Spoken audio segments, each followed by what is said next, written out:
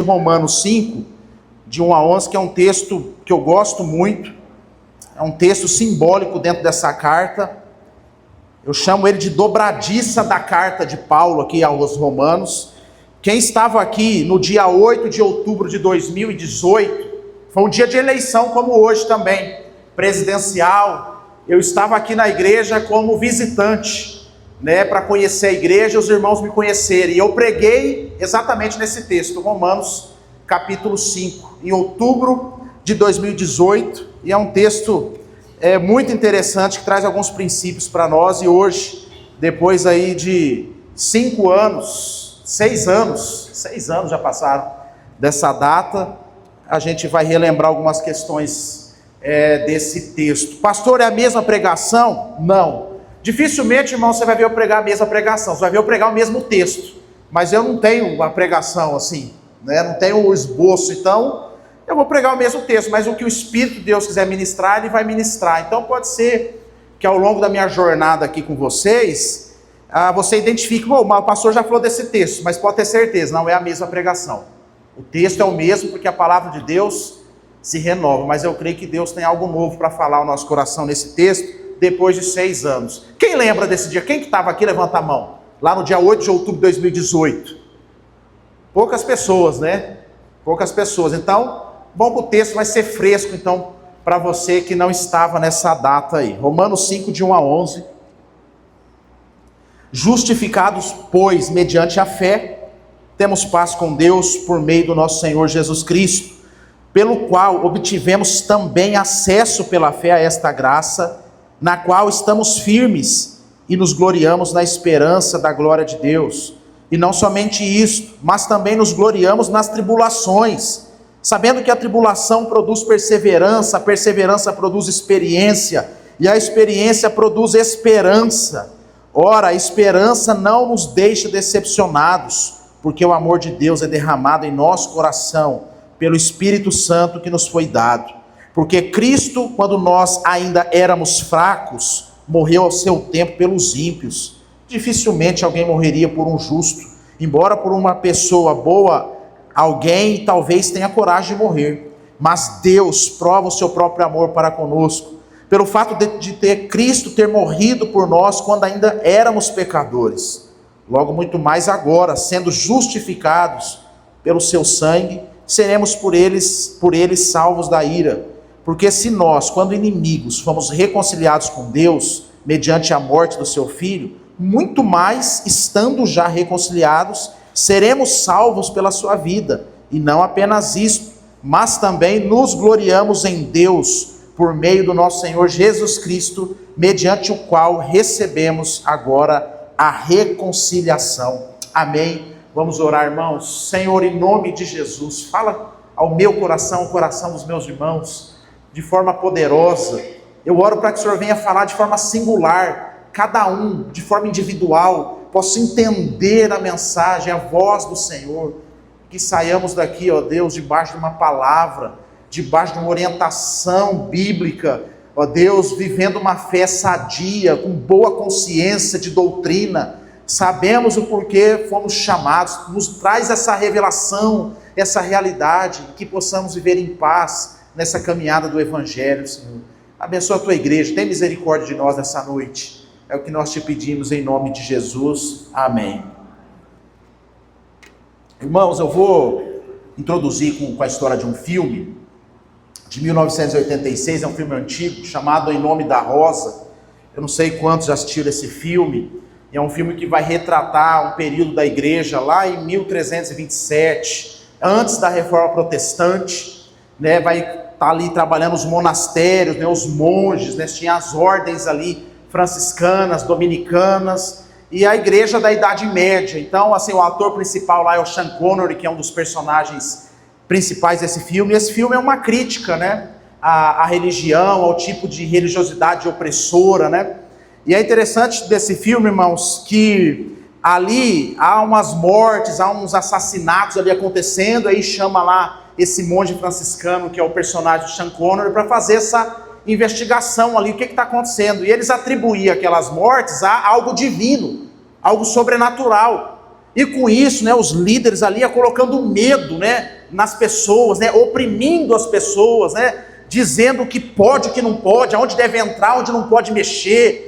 E o Sean Connery, que era um homem de Deus ali no filme, né, o monge, ele tem a ideia que Deus é um ser sobrenatural, mas ele acredita também na racionalidade, na lógica. Ele era um estudioso, ele queria fazer uma investigação, uma perícia, para ver esses casos de morte naquele filme. E ele começa ali a investigação e vai perceber que, né, estou dando spoiler porque é de 1986, tá, irmão? Se fosse de agora, tudo bem, não é antigo. E aí ele faz lá toda a perícia, começa a averiguar, e muitas mortes vão acontecendo ali, e eles vão atribuindo a seres sobrenaturais, mas ele vai perceber que é envenenamento, né? Vai envenenamento, e o pior, estava dentro de um livro. Então quem ia procurar ler o livro lá de Aristóteles, procurar ver alguém que era ateu, vamos dizer assim, que não tinha a ver com a religião, que ia ajudar a pensar a vida, colocava o dedo na página.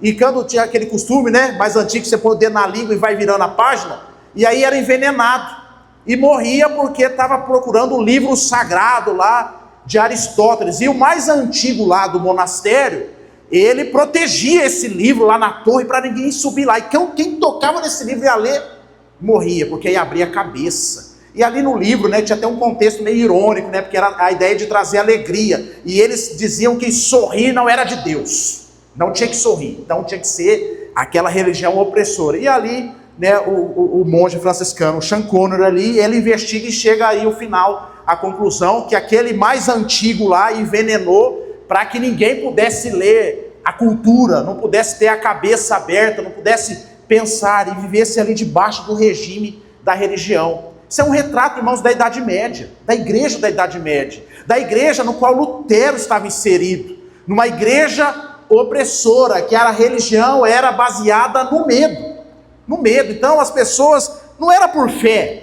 não era por alegria, não era por deleite, não tinha paz, era medo. Medo do quê? Medo de inferno, medo de opressão, medo de perder, medo de Satanás, medo de Deus.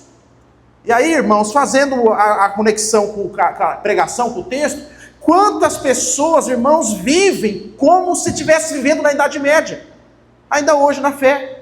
Uma religião baseada no medo, né? Aquelas pessoas que entendem que a fé tem a ver, André, com sorte, o azar, com essa coisa mística, com essa coisa, se eu deixar de fazer isso, vai acontecer isso, se eu falhar nisso, vai dar azar. E uma fé oprimida, opressora, e aí não consegue sorrir, aí não consegue ler lá o texto de Aristóteles que fala da alegria, porque está debaixo do regime do medo. E aí, irmãos, quando a gente vive debaixo do regime do medo, André, aí a gente não tem prazer nas coisas de Deus, não tem prazer na igreja, a gente vem por causa do medo. E aí tem gente que vem na igreja por causa do pastor, tem gente que vem na igreja por causa do irmão, porque deixa que seu pastor ver que eu estou faltando, então o que vai pensar, né? Então vai criando as suas religiões, vai criando as suas manias, né? E aquela coisa mística, né? Deixa eu ir lá no domingo para bater o cartão e pegar a bênção da semana. Ih, essa semana eu falhei, essa semana eu estou passando dificuldade, agora eu lembrei que eu faltei do culto. E aí a pessoa vai vivendo essa vida assim, meio do medo, e aí aquelas orações medrosas e melindrosas, e aí quando ele peca, porque ele vai pecar, porque todos nós somos pecadores, é o fim do mundo para ele, porque ele não consegue se ver amado por Deus, não consegue se ver aceito. Parece que quando ele peca, ele vem para a igreja, na cabeça dele, a comunidade inteira está enxergando o pecado dele. É como se ele entrasse assim diante do tribunal, não é no culto. Então está todo o júri, está todo ali o promotor de acusação, e ele não tem advogado de defesa, e está lá o juiz que é Deus, pronto para bater aquele martelinho e dizer assim, condenado, porque ele xingou alguém no trânsito, ele perdeu a cabeça no trânsito durante a semana, ele veio para o domingo assim. Então quando ele entra naquela porta, ele já entra assim, já com a sentença, ele olha para o lado, o advogado dele não está. Quantas pessoas vivendo uma religiosidade assim, irmãos? Do medo. E esse texto aqui, irmãos, eu digo que ele é uma dobradiça, porque Paulo aqui em Romanos, ele fala no capítulo 1 e 2, ele vai mostrando assim, irmão, que ninguém é bom. Se Romanos só fosse capítulo 1 e 2, irmão, ele acaba com a gente. Ele lista pecados, não é para falar assim, esse é pecadinho e esse é pecadão, é para mostrar que não sobra ninguém. E aí ele começa a falar do gentio, depois ele vai falar do judeu. O judeu estava ouvindo lá, o povo é assim mesmo, viu, Paulo? O povo de fora é assim mesmo, o povo está no bar, o povo está lá, esse povo fora da igreja. Aí daqui a pouco ele começa a falar do povo da igreja. Começa a falar do judeu. Judeu também é pecador, religioso também é pecador. Aí no capítulo 3 ele fala assim, concluindo isso aqui, irmão, não há um bom, não há quem teme a Deus, não há um justo sequer, pois todos pecaram. E aí ele vai mostrar a obra de Cristo, que Cristo fez, o advogado que é Jesus, que tomou o nosso lugar, que faz uso desse termo jurídico, justificação, que assume a nossa bronca, que morreu na cruz, que a sentença foi sobre ele. A gente estava lá vivendo a nossa vidinha, e Cristo sendo crucificado, para que eu e você pudesse ter vida. Então todo esse processo acontece em Cristo, e nós estamos de fora disso. Aí no capítulo 4, ele vai mostrar como é que eu e você temos acesso a esse evangelho. Como eu e você saímos da religião do medo, do monastério do medo, e agora temos acesso à graça de Deus, o amor de Deus, vivemos agora debaixo do evangelho. Então ele vai contar a história de Abraão, que Abraão não foi justificado por mandamento, por lei, por norma, por bispo, foi justificado pela fé. Ele creu, e isso foi imputado por justiça sobre ele, pela fé. Abraão creu que Deus podia fazer dele pai de uma multidão, ainda que ele já estava fora de campo. Pela fé, Abraão creu que Deus, por meio de Isaac, podia fazer a nação, ainda que Isaac fosse chamado para o sacrifício.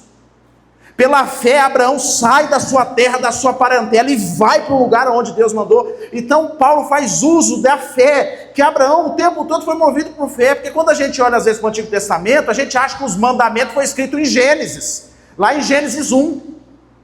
A gente esquece que teve vida antes de Moisés, e que a vida era por fé. E Paulo está dizendo, essa fé que Abraão, que não era bom, que não era justo, que não era crente, que não era nada disso, mas eu o chamei, e ele foi abençoado, ele foi considerado o pai da fé, foi imputado justiça sobre ele, foi porque ele creu. E aí Paulo entra no capítulo 5, versículo 1, justificados, pois, mediante a fé, nós temos paz com Deus, por meio do nosso Senhor Jesus Cristo, pelo qual obtivemos também acesso pela fé a esta graça na qual estamos firmes e nos gloriamos na esperança da glória de Deus. Você percebe a palavra fé aparecendo aqui. A palavra fé, que é a introdução lá no capítulo 1, versículo 16. O justo viverá por fé. A palavra fé que Lutero leu lá quando estava estudando as Escrituras e percebeu, não, o justo vive pela fé. A salvação é pela fé, não é por obras, não é por indulgências, não tem que pagar, não é a religião do medo. É pela fé. E aí, irmãos, acontece a reforma protestante, tirando um peso gigante das costas das pessoas. E o primeiro aspecto, irmãos, que a gente aprende sobre isso, para viver como vive aí um justificado, irmãos, é o fim da religião do medo. A gente precisa botar um fim nessa espiritualidade do medo. E o versículo, irmãos, tem uma palavra aqui, que ela é muito cara também para Jesus, que é a palavra paz. Ele diz, justificados, pois, como? Mediante a fé, temos paz com Deus. Deus não está mais em guerra contra a minha vida. Deus não é aquele ser barbudo da mitologia grega, como se fosse um Zeus, que está lá num trono, e aí ele está esperando a sua primeira falha, para mandar um raio na sua cabeça. Deus não é aquele juiz rigoroso, que não aceita nada, que tudo que você faz agora ele está pronto para te condenar. Ele está te caçando, ele está abrindo uma investigação contra a sua vida, ele está o tempo todo de olho em você. É um Deus que parece que ele abandonou tudo, e agora ele está concentrado em você, esperando a sua primeira pisada de bola. E aí você se policia o tempo todo, e eu estou dizendo isso não porque você não tem que viver assim, você tem que viver em santificação, e Paulo vai falar isso depois no capítulo 6. Mas a realidade, a impressão, Mateus, que a gente tem de Deus é como se fosse um Deus que está em guerra o tempo todo, em fúria contra nós. A religião do medo.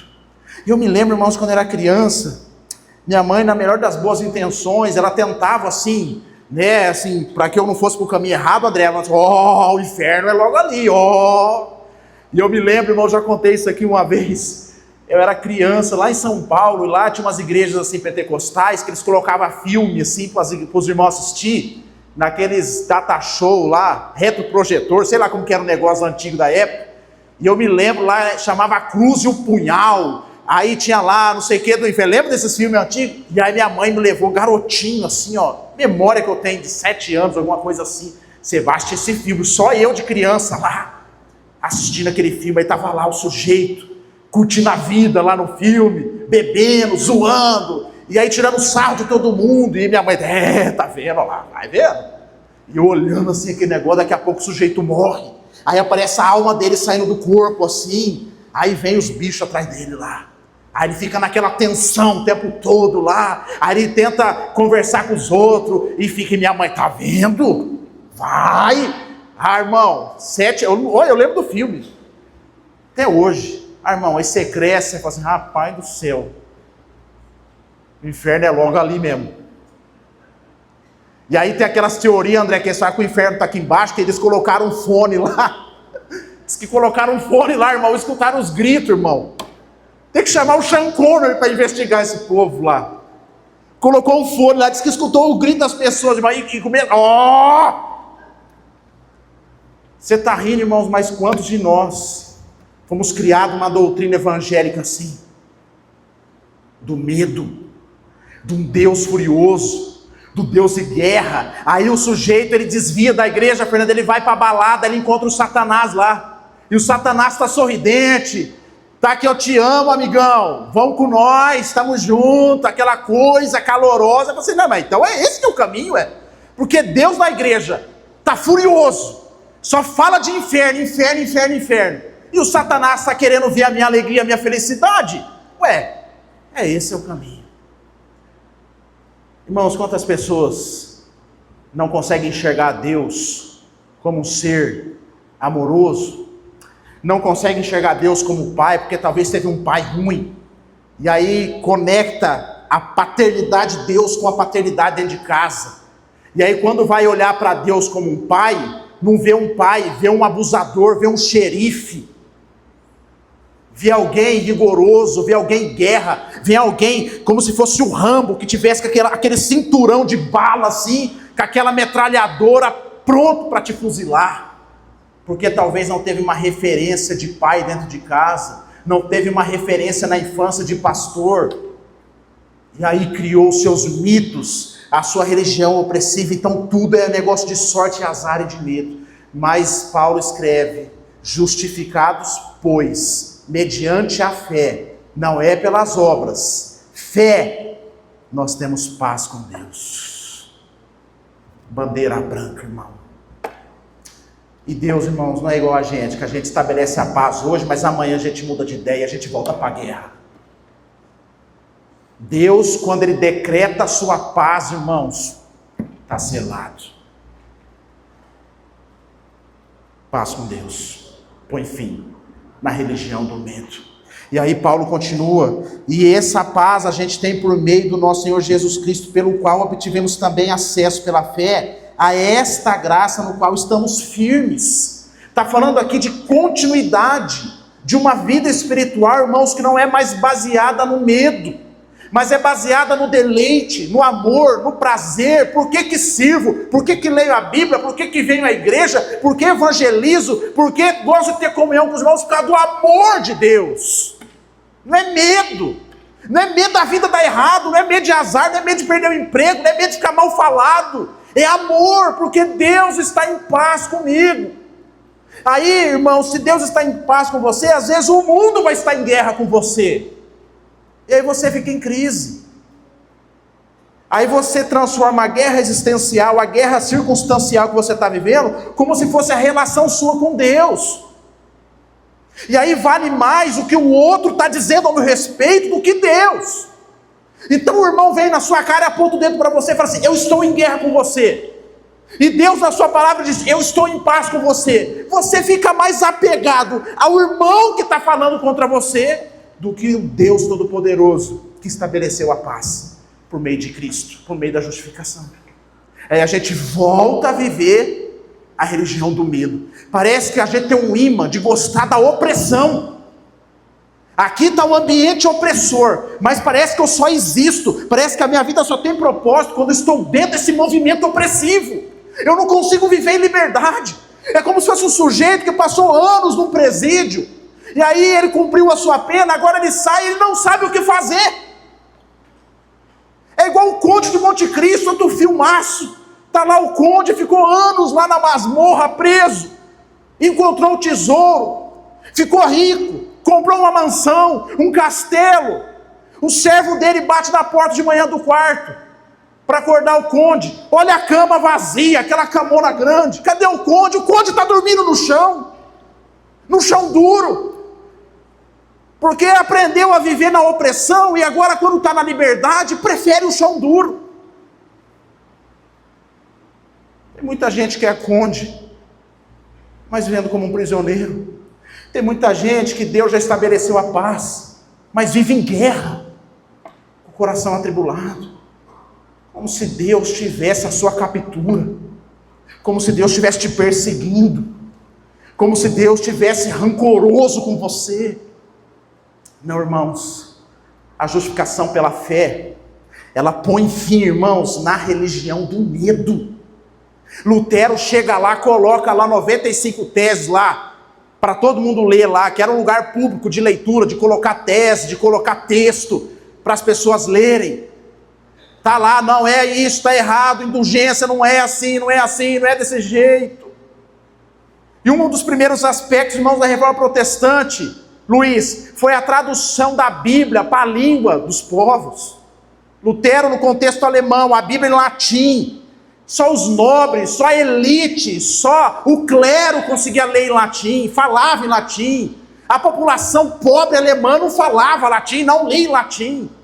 Lutero traduz a Bíblia para o alemão. Agora o crente, simprão de tudo, está tendo texto bíblico, está lendo, está tendo devocional, está cultuando a Deus na sua casa com liberdade, sem a opressão de Roma, sem a opressão do medo, sem o bispo colocando veneno nas páginas de Aristóteles, oprimindo, dizendo para você que se você não comprar, se você não dar o dinheiro, morre, sua família morre e é inferno. Reforma protestante, irmão, justificação pela fé, tira a bigorna, o peso da religião e traz paz, leveza. Isso não tem a ver com você e com a sua conquista, isso é Deus que faz. Ele nos dá acesso mediante a fé. Não tem a ver que isso é bonzinho, não tenta ser bonzinho a vida inteira, você não vai dar conta. Você vai ver um teatro, irmão. Se você tentar ser bonzinho para ser salvo, para ganhar um bis, um bônus com Deus, você não vai dar conta, irmão. Uma hora o teatro acaba. Agora o que Deus quer, irmãos, é que eu e você sejamos verdadeiros diante da presença dEle e desfrutando dessa paz. Ainda que o mundo esteja em guerra com você, mas Deus já decretou a paz. E aí Jesus, irmãos, uma das primeiras palavras após a sua ressurreição, Dani, ele entra dentro daquela sala fechada, ele diz: paz seja com vocês. Porque os discípulos estavam trancados, André, por quê? Medo. Religião do medo. O nosso mestre morreu, o próximo somos nós. Jesus entra, irmão, não fala outra coisa, ele fala: paz seja com vocês. Outra vez ele aparece, ele diz: paz seja com vocês. Paulo, escrevendo em Gálatas sobre fruto do Espírito, ele vai dizer que paz é fruto do Espírito. E aqui ele estabelece a paz que Deus já cumpriu, que tinha cumprido através de Cristo. A ira de Deus foi derramada sobre Jesus, não vai ser derramada sobre você que é justificado pela fé. Agora, se você vive mediante a lei, você vai ser julgado mediante a lei. Agora, se você vive mediante a fé, pela graça, você já foi julgado através de Cristo. Paulo escreve em Romanos capítulo 8, versículo 1, já não há nenhuma condenação para aqueles que estão em Cristo Jesus, que teve acesso a essa graça. Irmãos, deixa a opressão para lá. O mundo pode estar em guerra com você, o marido em casa pode estar em guerra com você, a família pode estar em guerra com você, o diabo pode estar em guerra com você, mas Deus tem paz com você. Deus, Ele não olha para nós, irmãos, com um olhar de fogo do Apocalipse, no sentido de condenação mais, porque nós já somos salvos pela graça. Eu estou dizendo para quem está entendendo, irmãos, o princípio de fé. E Paulo faz essa dobradiça, capítulo 1, 2 e 3, condenados, todo mundo. 4, existe um mecanismo que é fé. Como que nós tomamos posse disso? Capítulo 5. 6, como é que vive agora? 7, 6. Então, já que é salvo pela graça, então a gente tem autonomia para pecar? Não. Agora a gente vai viver o quê? Em santidade. Mas não é santidade por medo, é santidade por prazer. É santidade porque a gente entendeu o valor da vida. É aquele sujeito que se converte, irmãos, que tem a sua conversão, que ele era um devasso, que ele gastava todo o seu recurso em bebida, em vícios, em drogas, em pornografia, em prostituição.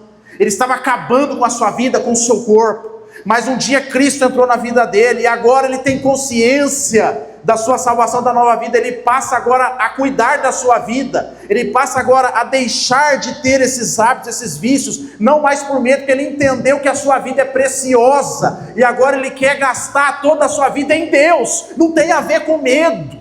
E eu me lembro, irmão, que eu era esse sujeito, e quando a conversão entrou na minha vida, a rapaziada, a turma da pesada me encontrava e falava assim: e aí, não bebe mais? O pastor não deixa? Não é que não deixa, irmão, eu que não quero, cara. Não fuma mais, não faz mais isso, não sei o quê. O pastor não deixa, né? A igreja não deixa, né? Não, irmão, ela deixa. O pastor deixa. Mas eu não quero, irmão. Eu não quero, porque eu aprendi o valor disso aqui. Porque Deus está em paz comigo, eu sou salvo pela graça.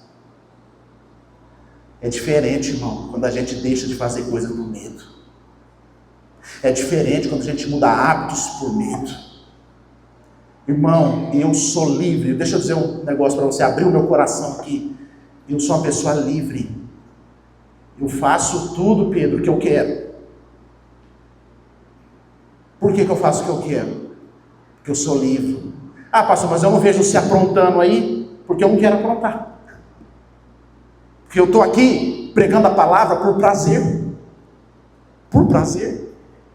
Porque eu procuro ver uma vida de santidade, não é por medo, é porque eu quero. Eu procuro viver uma vida diante de Deus, procuro buscar ter uma vida de oração, não é por medo, é porque eu gosto. Eu procuro ler a palavra, não é com medo da vida dar azar, não é fazer um ritual místico para o meu dia ser abençoado, não, é porque eu gosto, eu quero aprender. Se meu dia for ruim, não tem problema, o importante é que eu leia a Bíblia. Se eu fazer devocional e o dia foi ruim, não tem a ver com a devocional, é a vida, irmão. Mas eu li a palavra. Irmão, e hoje me chamou a atenção, o irmão aqui na igreja, acabou a escola dominical, o irmão me procurou, falou assim: pastor, eu estou lendo a Bíblia lá, que é do ano todo, mas eu quero ler mais. Me dá uma dica aí, o que eu posso fazer, irmão? Irmão, e não é assim, ele não falou assim: pastor, porque vai que dá um negócio aí, né, pastor? Tem que ler mais, vai que dá um azar. Começar a mexer, ver ali, irmão, faz isso, faz isso. O irmão, com prazer, e lê a palavra. Prazer, irmão. Com a Bíblia lá, com estudo, com anotação, André. Ele não é o pastor, ele é o irmão da igreja que comprou a Bíblia, que tem estudo, e ele já está lendo, ele quer mais. Não é por medo, irmão, mas é porque o Espírito Santo entrou nele, e agora ele tem paz com Deus. E ele quer ler, não é porque a esposa mandou, o filho mandou, o pastor mandou, é porque ele quer ler. Faz sentido, irmão, deixar a religião do medo e agora ver em paz com Deus? Nossa, ontem não deu tempo de fazer devocional. Faz hoje. Deus não está com chicote porque você não fez. Deus não está lá com calendário nas regiões celestiais. Deixa eu ver aqui, o Mateus, segunda-feira você não faz, eu estou percebendo que de segunda você não está fazendo. Estou colocar aqui, vamos rever isso aí. Isso aí é bom para nós, irmãos. Isso é bom para nós. Segundo lugar, irmãos, que a gente aprende com a justificação pela fé, a partir do versículo 4, versículo 3, melhor dizendo, e não somente isso, mas também nos gloriamos. Deixa eu só explicar, essa palavra gloriamos aqui tem a ver com alegrar. Nos alegramos, nos gloriamos, no sentido de me sinto honrado. É esse que significa essa palavra. Olha só o que Paulo está dizendo. Nos gloriamos em que? Nas tribulações. Olha, vamos continuar lendo. Tribulações.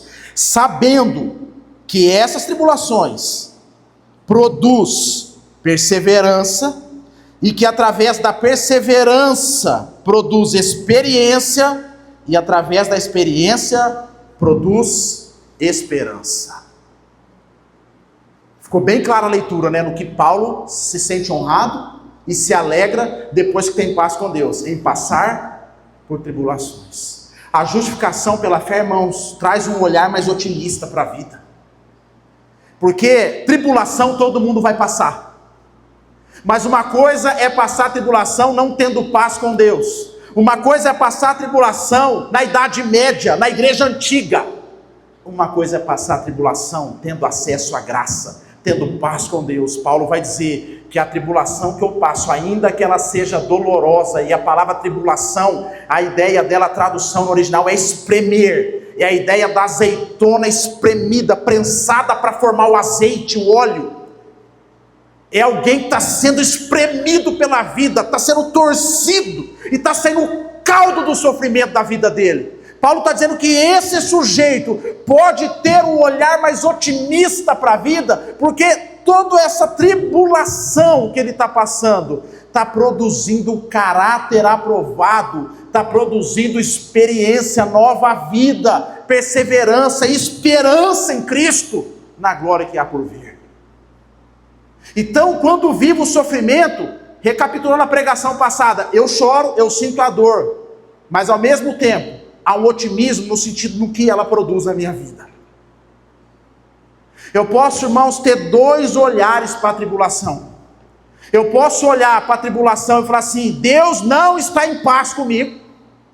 Deus estava um certo dia lá de mau humor e escolheu alguém, desculpa o termo, tá, irmão, para ferrar.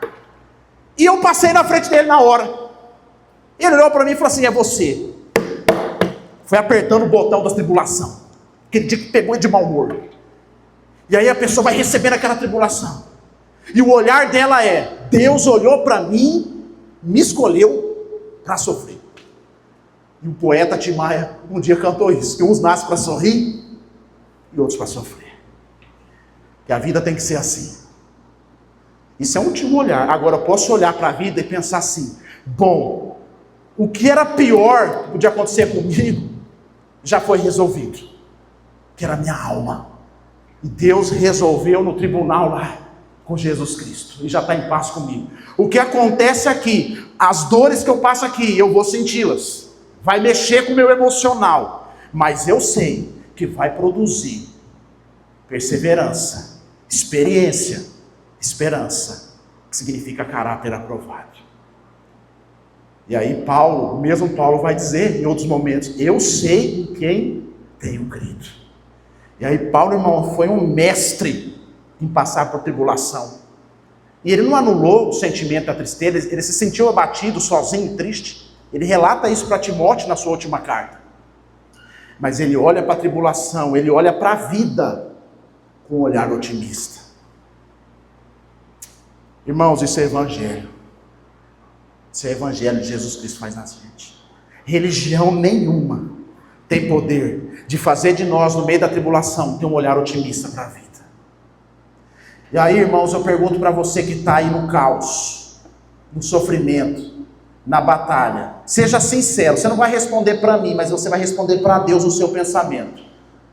Você não melhorou como ser humano, irmão, depois que você passou por isso? Não, pastor, não melhorei. Então vai continuar na escola de Deus, irmão, porque Deus está procurando a aprovação. Pode ser que você fique então 40 anos no deserto, como aquela nação de Israel. Mas pode ser, irmãos, que esses 40 anos de deserto, mas você possa ver oásis, você possa enxergar maná, provisão de Deus, palavra de Deus. É o olhar, é o olhar. É fácil, Arnaldo, passar tribulação? Não.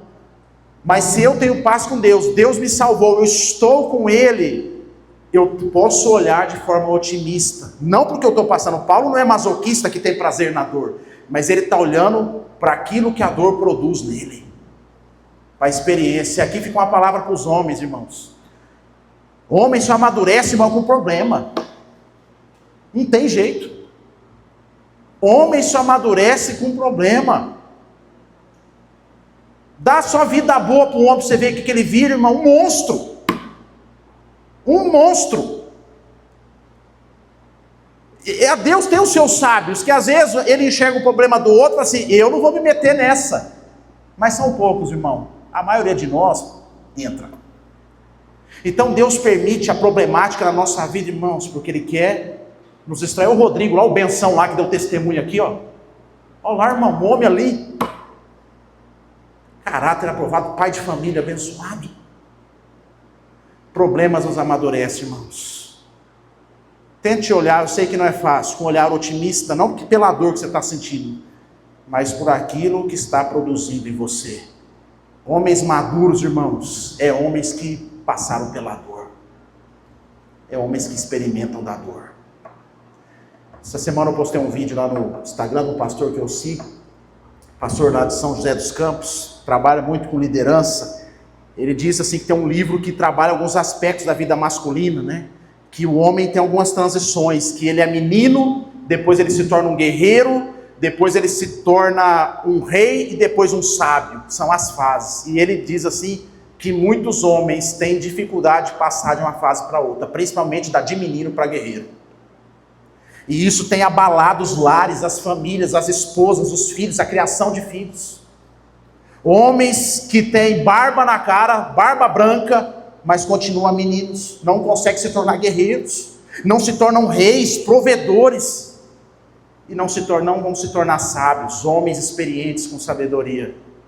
E aí, irmãos, é tão triste quando às vezes a gente encontra um senhor de idade, tolo, um senhor de idade, garoto, menino, que ficou lá ainda, irmão, na fase de menino, não experimentou da perseverança, da experiência, do caráter aprovado. Então, irmãos, Deus sacode a gente, irmão, para tirar aquilo que não serve, vai caindo, vai sacudindo, você amadurecer, irmão, você crescer, chega, cresce.